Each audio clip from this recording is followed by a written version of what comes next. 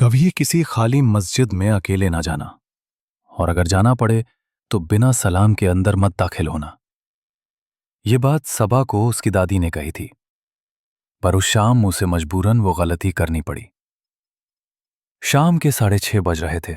सबा अपनी छोटी बहन हिबा को ढूंढते ढूंढते गांव के बाहर बनी पुरानी मस्जिद तक पहुंच गई। मस्जिद के दरवाजे पर सांकल लटक रही थी, लेकिन खुला था। सबा ने दरवाजा धीरे से खोला। अंदर खूब अंधेरा था, मगर एक कोने से धीमी धीमी कुरान की तिलावत की आवाज आ रही थी। उसने डरते हुए पूछा, कोई है?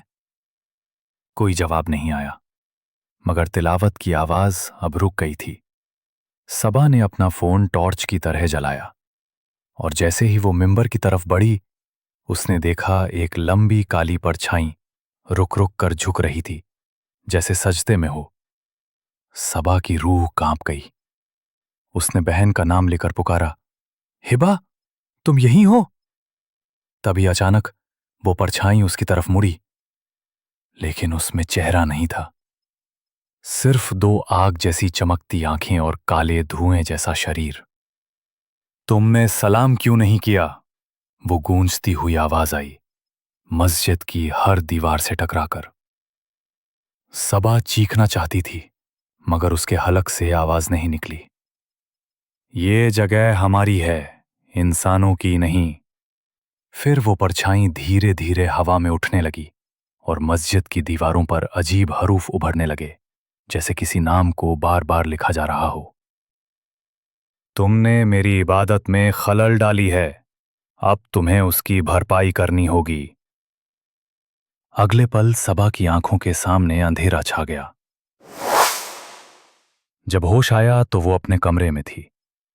उसकी अम्मी कह रही थीं, बेटा तू मस्जिद में बेहोश मिली थी, तुझे कोई बच्चा लेकर आया घर तक। कौन बच्चा? सबा ने चौंक कर पूछा। उसकी अम्मी बोली, एक 6-7 साल का लड़का था, हरे कुर्ते में। कह रहा था अपनी बहन को संभालो, वरना अगली बार मेरी होगी। सबा कांप उठी। उसी रात सबा ने कुरान की तिलावत करते हुए सोने की कोशिश की, लेकिन जब उसकी आंख लगने लगी तो उसके कमरे की अलमारी अपने आप खुल गई। अंदर वही बच्चा बैठा था, मगर अब उसकी आंखें काली थीं और पीठ पर जली हुई आयतें लिखी थीं। मैंने कहा